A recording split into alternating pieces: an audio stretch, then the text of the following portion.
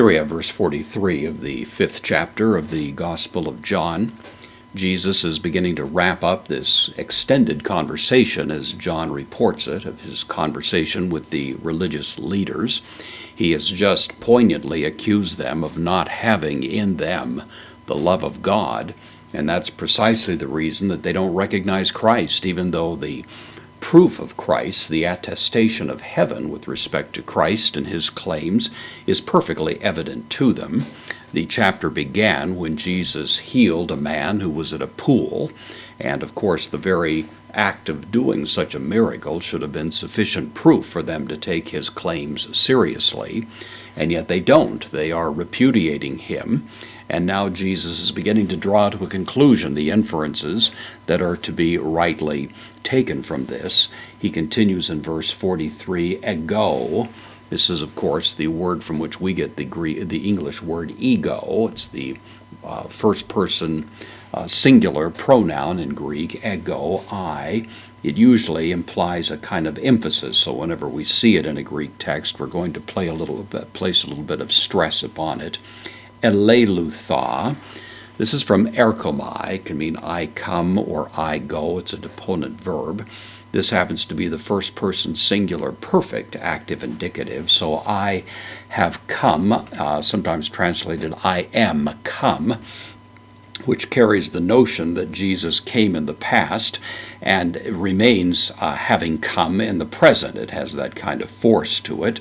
So I am come or I come in to anomati. In as a preposition takes the dative. This is the article, dative, singular, masculine. The word for name, onema, is here the dative singular. So in the name, to, the genitive, singular, masculine article, patros, father, pater. We have, of course, words in English connected to that. Potros mu. The enclitic mu does not change the grave or the acute accent into a grave here, so you'll see the punctuation in the way that we find it. So I have come, I am come in the name of my Father. Of course, once again reminding them that heaven itself, God himself, has attested to the truth of Christ and to the truth of what he claims, namely that he's come from heaven, come from the Father. But Jesus notes here, kai and u, the negation, which precedes normally a verb, as it does here, u lambaneta. This is the second person plural, present active indicative, lambano, I receive or I take. You do not take or receive, me, the enclitic preposition, the accusative here.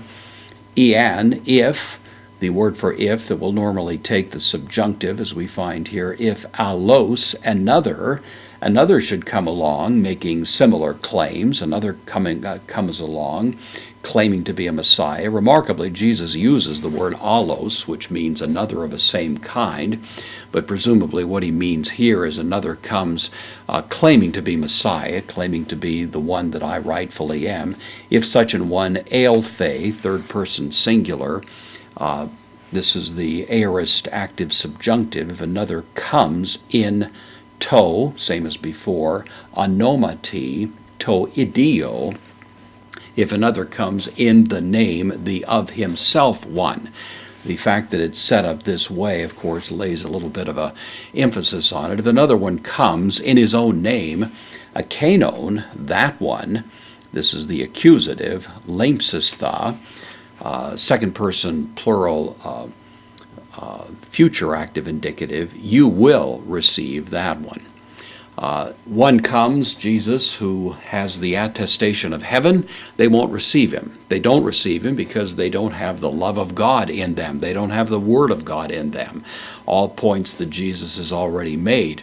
He notes how that if someone comes in his own name, making grandiose claims concerning himself, a kind of demagogue, selling himself as having some kind of special status or importance, that one these folks would readily receive. And indeed, there were many, many who came claiming to be the Messiah, who got a great deal of public support, even sometimes among the leaders. But Jesus is the one who uniquely has the attestation of heaven, and yet because they lack that state of heart requisite to recognize Messiah. They don't see him. They, in fact, repudiate him. Ultimately, they're going to crucify him.